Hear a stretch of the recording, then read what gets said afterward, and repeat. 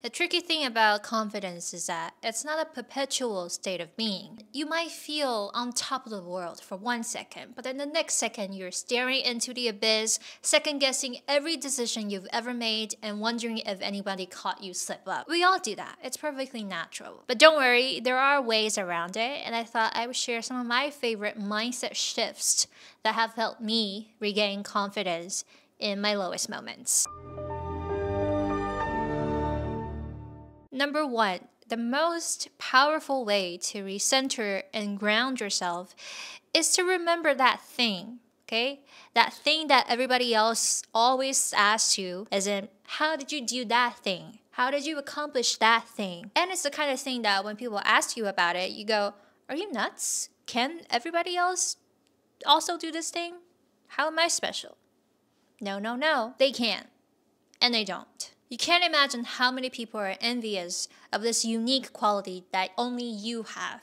Sometimes it's pretty innocuous and insignificant, like how toned your abs are, how big your biceps are, the way you smile. But sometimes it's pretty serious and significant, the way you chart your own path, the way you make everyone feel confident and welcomed, the way you command respect and attention without being mean or needy. The point is, everybody has a quality or a combination of qualities that makes them unique and good at what they're doing. And it's usually the thing that we can't see or take for granted. Just like how as soon as we walk into someone else's house, we instantly pick up the scent. But the owner of the house usually doesn't smell it. Just like you delude yourself into thinking your house, your room, doesn't have a smell.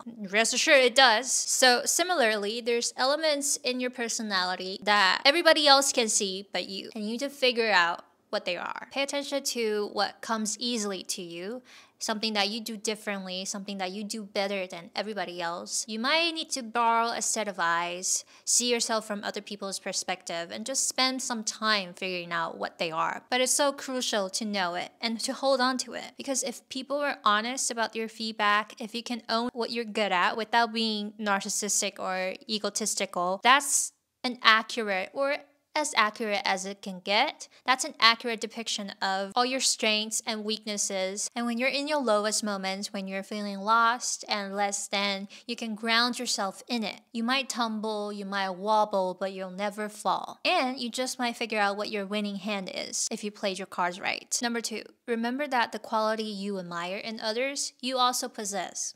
Albeit to a lesser degree, but still. And vice versa too. I'll give you an example. So a few years ago, I was attending a book writing event, and it just so happened that this favorite author of mine, well, one of my favorite authors, was also there. And so I approached her thinking that, oh my God, I'll never be like her. She speaks multiple languages. She's so eloquent in English, which is not even her native language. She's very prolific. She writes a lot of books. She likes to challenge the status quo. All of those things I never knew that I also had to some extent. I spoke to someone about my jealousy and envy, and that girl was like, when you're jealous of someone, when you're envious of someone, particularly someone that has a similar path that you want to take, it means that you're also on that path.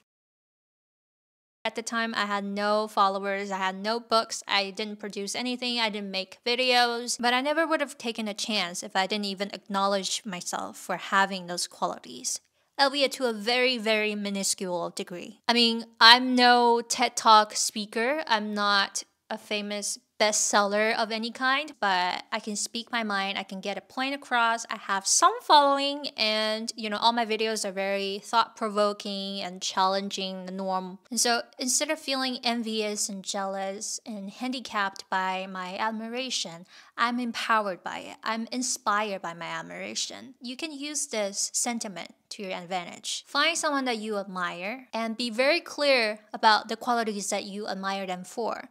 Take out a piece of paper, take an inventory, hone in on the qualities that you already have in a lower dosage maybe, and be surprised about the qualities that you didn't even think of. Lastly, remember how far you've come. And better yet, remember that there's a past version of you that is freaking out about where you are, that would kill to be where you are right now. So give yourself some credit. and relax. You're doing fine. And sure, the future is not promised to you, but it's not promised to anyone. Everybody is freaking out. Everybody is taking a leap of faith. So why do you have to be so hard on yourself? People that are dumber than you, have way less than you, and way more clueless than you are doing fine. Why can't you be? So just chill out, okay? You did it.